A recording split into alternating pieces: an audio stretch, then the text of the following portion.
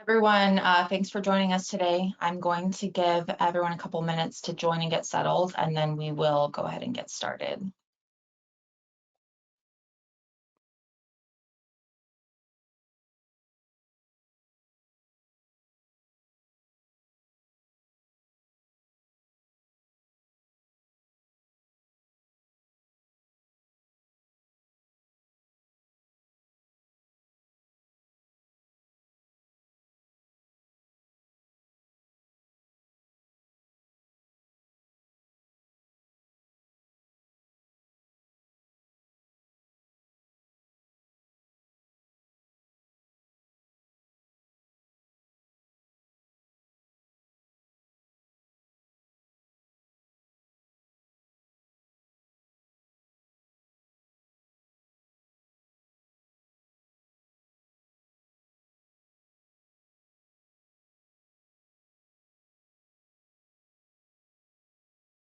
All right, so let's go ahead and get started. My name is Corey. I'm here today with DNSFilter's principal security researcher, Peter Lowe. Peter has some really strong feelings on threat intelligence feeds.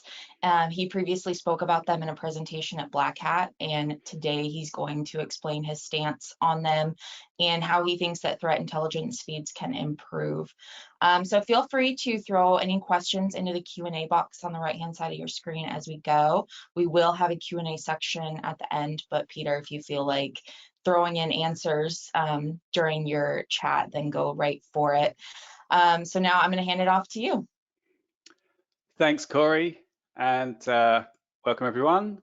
If you're not familiar with me, my name is Peter Lowe. I'm the principal security researcher at DNSFilter, and I've been working with threat intelligence feeds since I started we'll come back to 3 years ago now, and before that as well. And I actually run a kind of threat intelligence feed myself, so I'm part of the problem. Just a quick recap on what a threat intelligence feed is. I would say it's a feed of data used to identify malicious activity. So I'll talk a bit more about that in a sec. We have, I think, around 60 or so, 60 plus threat feeds that we use at DNSFilter.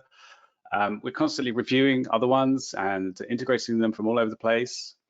Our definitions might not match to what you consider a threat intelligence feed, but if that's the case, please let me know and we can fight about that in a minute. And yeah, I know it's kind of a clickbaity headline, sorry about that, but and you know, threat intelligence feeds don't really suck, they just have some issues, which I'm going to talk about. Yeah, so cybersecurity companies use threat intelligence feeds for all sorts of different reasons. Our primary usage is threat hunting or threat research. There are some companies that use them for blocking specific threats locally on their networks. Other people use them to block threats at the firewall or just for metrics or monitoring. So all sorts of different things, but they, again, like I say, used to identify threats that are happening online. You can do your own research and try to create your own threat intelligence, but usually you'll only find details of a tiny fraction of the threats that are out there.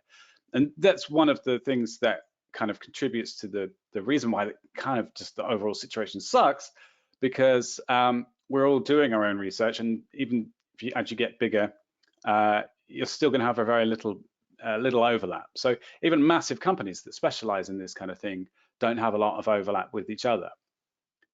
Part of the problem is that we need them. We really can't do without the threat intelligence feeds. There's nobody knows what has a comprehensive knowledge of all the threats that are out there. So we need to have some way of finding out, and we do that by getting data from other people and other sources. So I'm going to talk about some of the issues that I feel threat intelligence feeds have.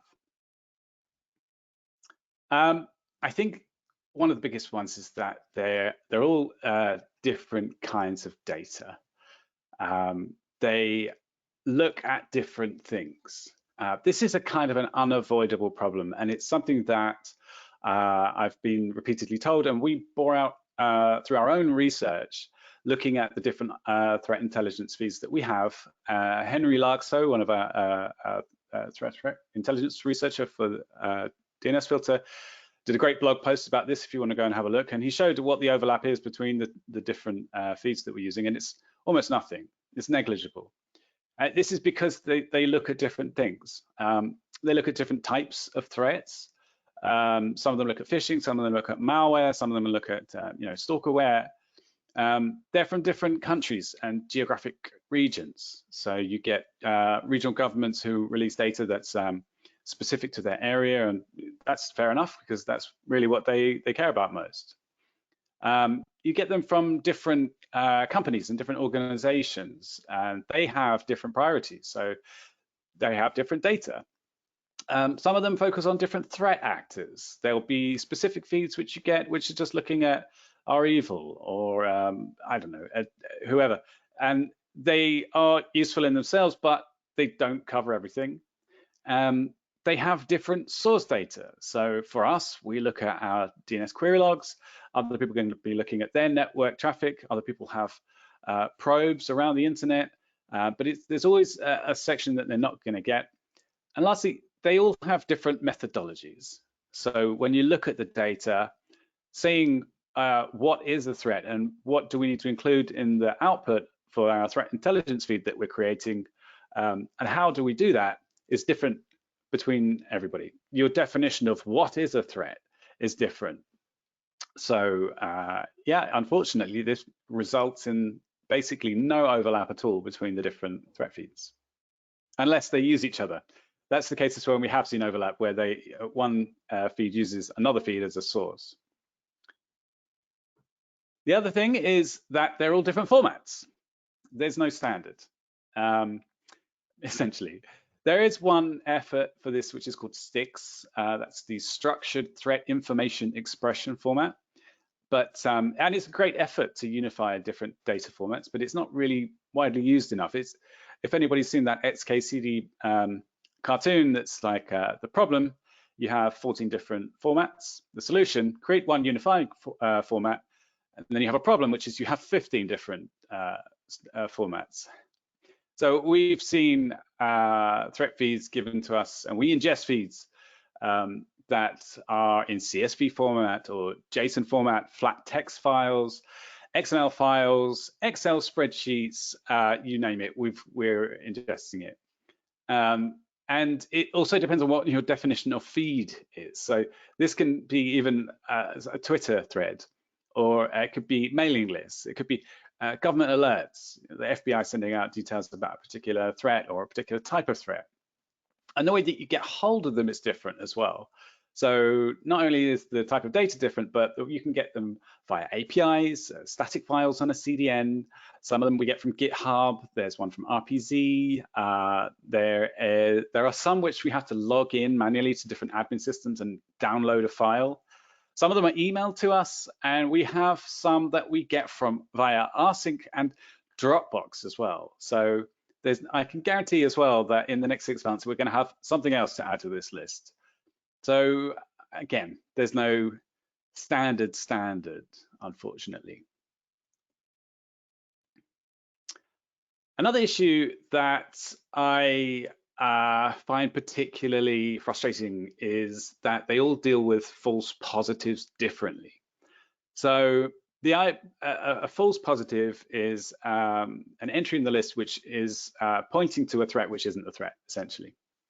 In terms of threat intelligence feeds, a false positive doesn't necessarily mean that it was a mistake.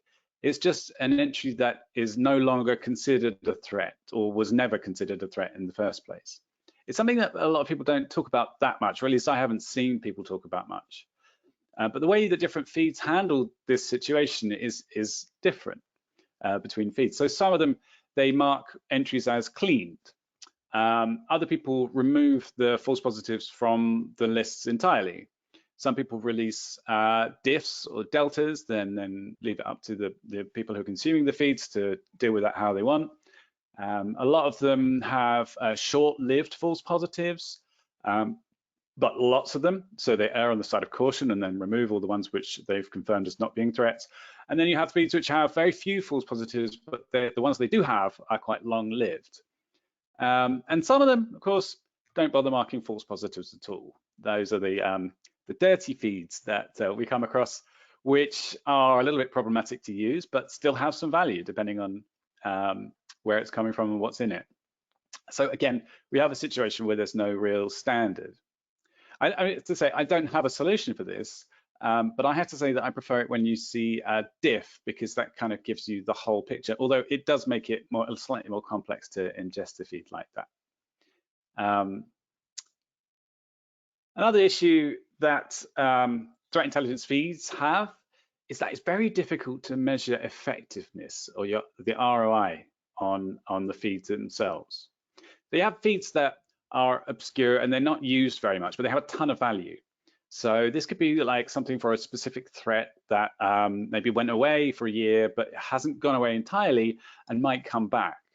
Or it could be for a particular part of the world where you're not getting coverage from anywhere else at all. So it's obscure, it's not updated very much, and it might seem as though it's just not doing anything. But if you didn't have it, you'd be opening yourself up to attacks from that area.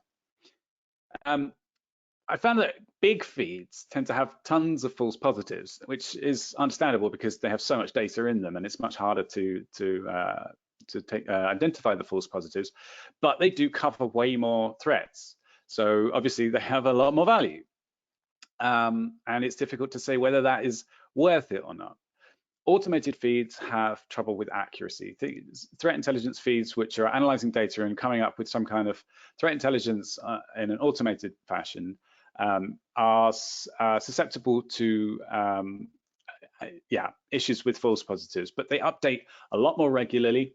They're more regular and generally more stable, and usually a higher volume because the automation can look at a lot more data. Manually curated feeds are usually pretty small. My own one is only about 3,500 entries, but I would like to think that it's excellent quality because it's manually looked after by a real human being at the end of the day. So there's no simple metric that we can take and say this feed is worth it. There's no kind of standard way of evaluating it. I think different organizations have come up with ways of looking at the data, but because there's such a broad range of types, it's hard to have something that is applicable in every situation. Another issue I have is a lot of the threat intelligence that people use is from open source. It's OSINT data, as the term goes.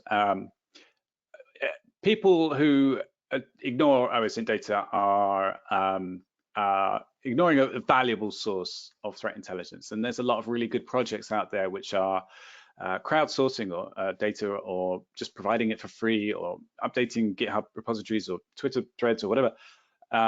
It's an almost essential source of threat intelligence feeds, threat intelligence, I'd say. So it's a super useful and important source, but it does tend to suffer from the same issues. There's no ongoing costs with OSINT data, but it does cost to ingest it, and it costs to develop the systems to ingest it as well.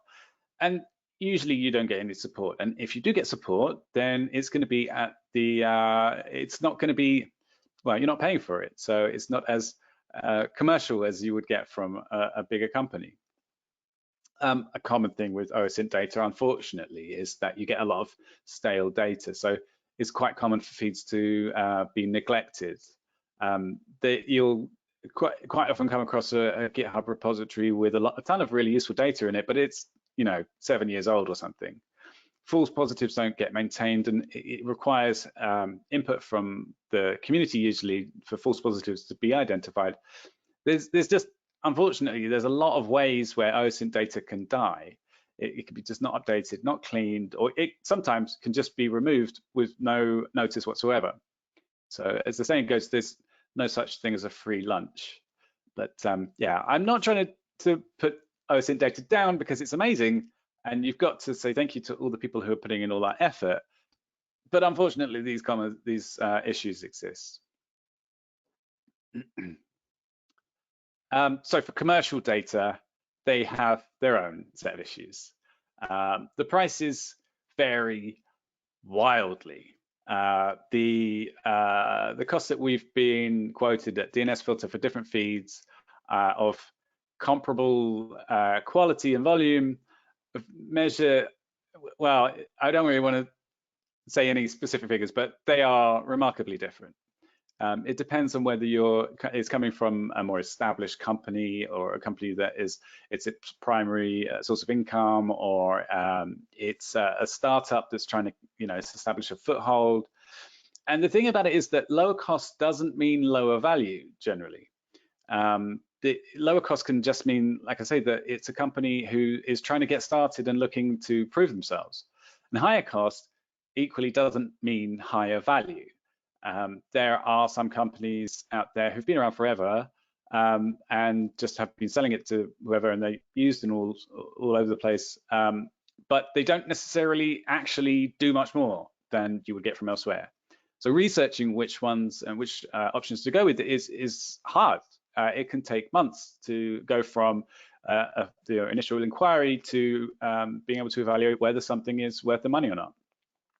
And the support you get varies as well. So some companies, you get very tight feedback loop where you can send a report to someone about a false positive or a question about where the data comes from, and you'll get an instant response. Other places, you won't get a response at all. Some places don't even receive reports from end users. It depends on, again, who you're getting it from and how you're getting it, and what the companies who are selling it, what their priorities are. And other issues that you do get lock-in with this kind of data. It's very difficult to start using a feed that's been given by a company and then stop using it, because it's hard to make the choice to make your threat protection less effective. So you have to be very careful about signing up to a feed, because if you make a mistake, it's difficult to back out. So yeah, again, there's no standard measurement for return on investment here, and it's tricky. It doesn't mean that we're entirely lost, of course. We've become experts at evaluating these feeds at DNSFilter because we've looked at so many, and we've standardized internally how we do it.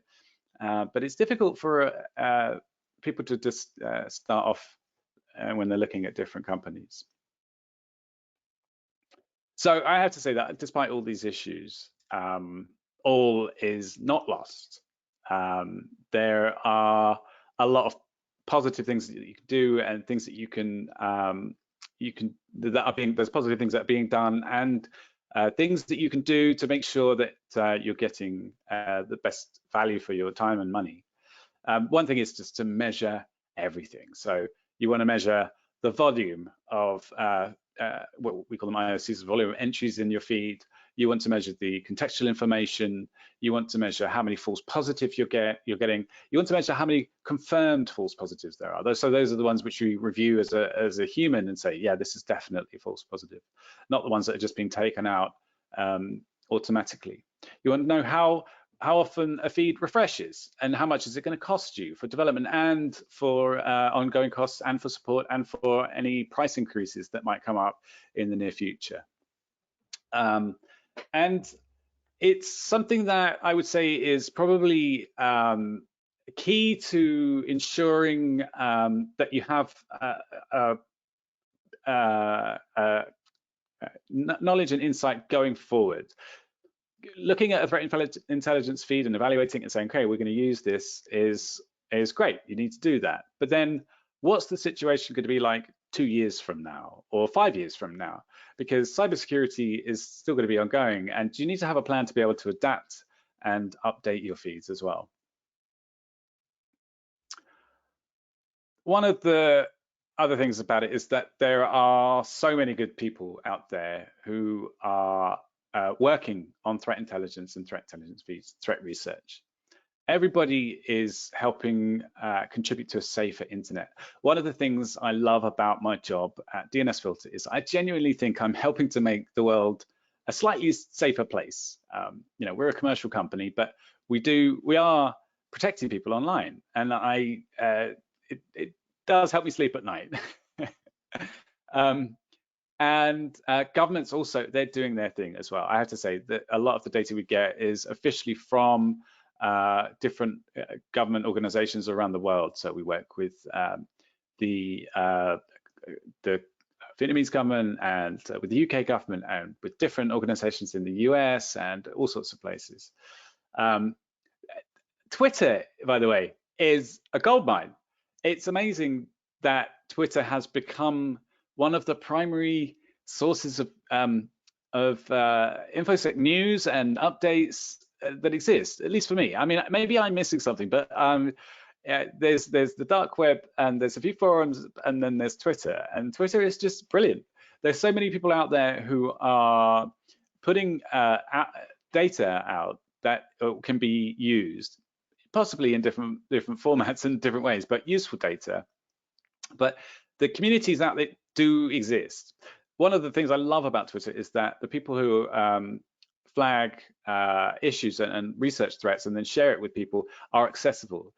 Almost everybody that I've approached on Twitter has been friendly and helpful and will explain where they got their data and even help you research it yourself.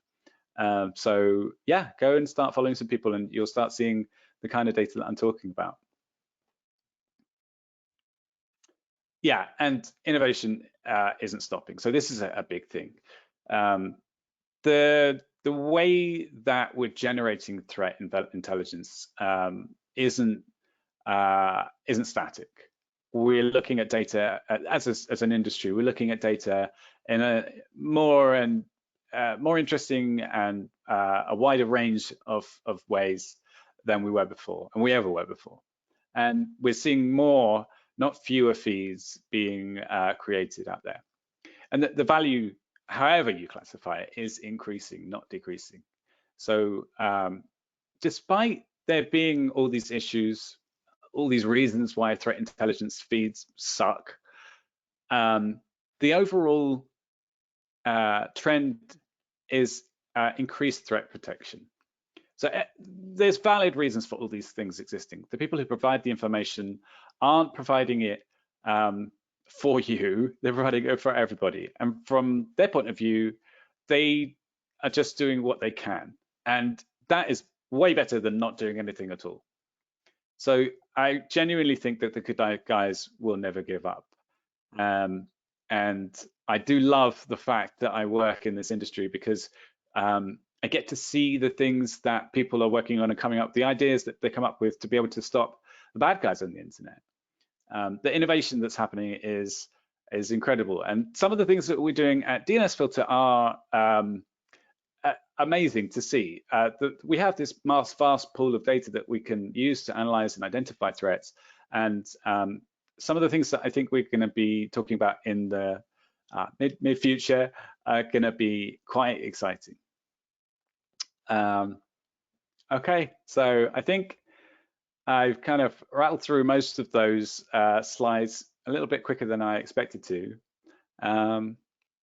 But yeah, in general, I just want to say that it's all trending well. It's a good. This was mostly a rant because we've just run into some issues with the threat intelligence feeds that we use, and having to deal with 60 plus feeds has meant that occasionally we would roll our eyes. And yeah, just thank you for listening, guys. All right. So, Peter, thank you so much because this is very, very insightful. We do have a couple of questions, and the first one I am like really interested in. What causes false positives in threat feeds, and what is the right way to handle them? When you say that somebody is handling them, what does that mean? Yeah, it's a good question. So there are lots of different causes for a false positive.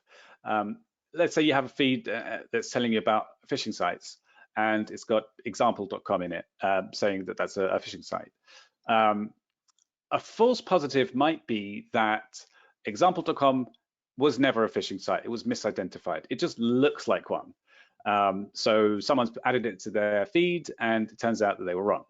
It could be that it was a phishing site for a little while. Maybe someone registered the domain and then it was taken down, so now it's not a threat at all. It could be that it was hacked and somebody, it was only temporarily a threat. It could also be that it no longer exists, and the domain has just fallen out of the Whois registry. So there's a ton of different reasons why they happen, and they're not always somebody's fault. And it doesn't really matter if it is someone's fault or not, really. But it's just an entry that is in the feed that needs to be marked somehow as no longer a threat. So that can be, like I said, the way to deal with them is different. So if I'm a person creating a feed and I put example.com in my feed, then I have the choice. It's up to me how I deal with it. I can produce a delta or a diff that says this was in the feed and now I've taken it out. I can just simply remove it from the feed. I can not bother, depending if I'm just a, if I don't have time, or if I'm an, OSINT guy that's too busy. Yeah, so there's all those different ways of handling it. And unfortunately, as someone who ingests it, it's it gets to the point where you're like, oh God, how are these guys doing it? Yeah, I hope that answers the question. Awesome, thank you. And the next question is, so DNSFilter uses machine learning. How much do you rely on threat intelligence feeds? I'd say there's a solid mix. I don't have stats available at the moment. We do have machine learning in the background. So we have our WebShrink AI, which goes off and scans sites, and is really good at identifying phishing sites and deceptive sites, because it can look at the contents of a website and say, this looks dodgy. For things like malware that's being hosted on a CDN, that's very difficult to identify, or malware that's hosted on a hacked website. Well, hacked websites are actually a little bit easier sometimes.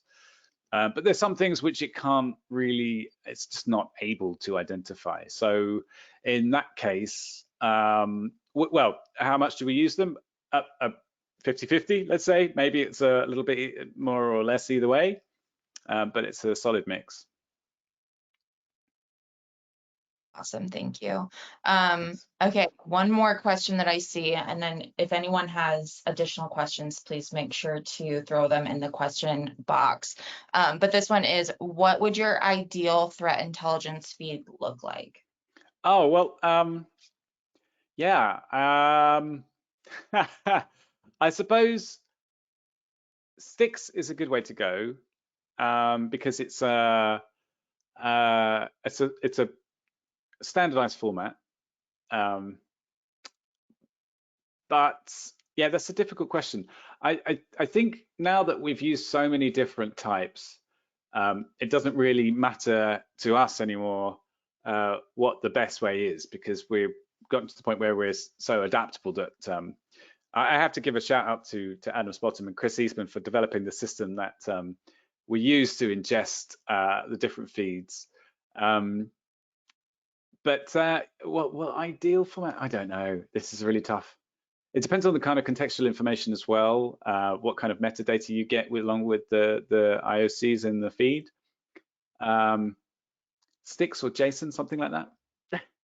Terrible answer. Thank you. This one is, how does DNSFilter update your feeds when a bad actor can potentially manipulate DNS entries often? So one of the things that I mentioned earlier is that you have to look at the refresh rate for threat intelligence feeds. And that's one thing that's quite important. You have to know how often will the source of data that you're using update. Some of the ones we use update every 5 minutes. Some of them are real time. Some of them we pull from at a regular interval. So we have an API endpoint that we call and get data from. Some of them only update once a day or once a week. And for some of the open source stuff, you don't know when it's going to update, really. It's just as and when there's more information that was added to the feed. So we monitor the changes that happen and deal with them as soon as we can, basically. I feel like I'm not quite answering the question, but yeah, if you're talking about domains which cycle through different variations, That's another kind of threat that's like DGA domains or something like that. But I think, yeah, hopefully that answers your question. If not, let me know. Awesome. Thanks, Peter. Looks like that was our last question. Oh, no, we just had another one come in. I've submitted 23 recategorization requests based on security research companies' blogs because they were not marked as malicious. Do you have a Okay. person dedicated to going through security blogs in a timely manner?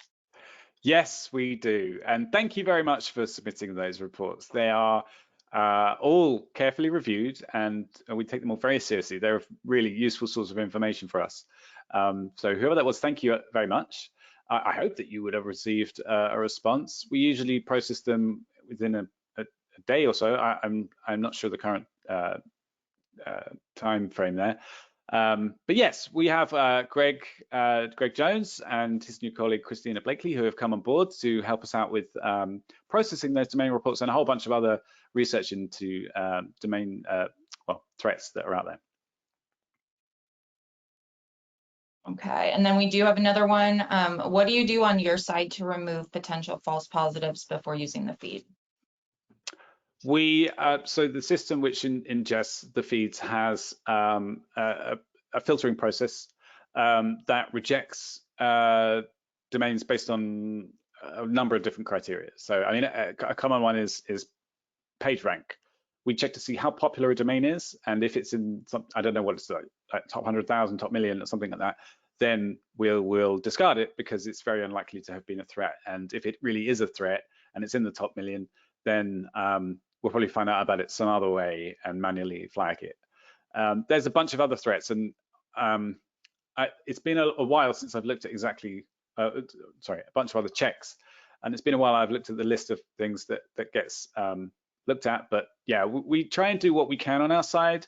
We also review things on a regular basis, and if we start getting reports for a particular, like a bunch of reports for a particular thing, then we'll check into that.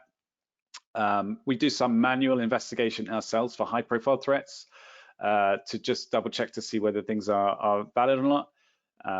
So yeah, we do what we can, but it's unfortunately unavoidable at a certain scale. Is GitHub a source of threat intelligence? I've found useful lists there. Yeah, absolutely. We use GitHub for lots of different sources of threat intelligence. Well, as a source of threat intelligence, there's a lot of different repositories which some people create them ad hoc, so they will do an investigation into some kind of threat and then throw up their results on GitHub. There's other labs out there that publish their research. We use some stuff from Sophos, for example. Again, that's more the results of particular investigations that they've done, and then they publish the IOCs. There are some government organizations, I think, which use GitHub to put IOCs up on.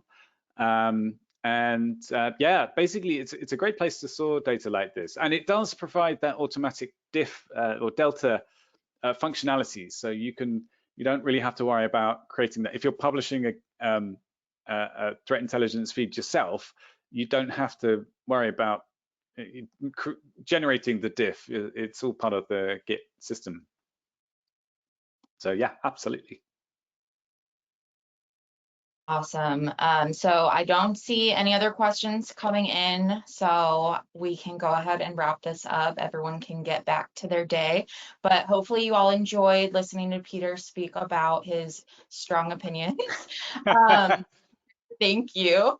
And yeah, thanks everyone for joining. Thanks a lot, guys.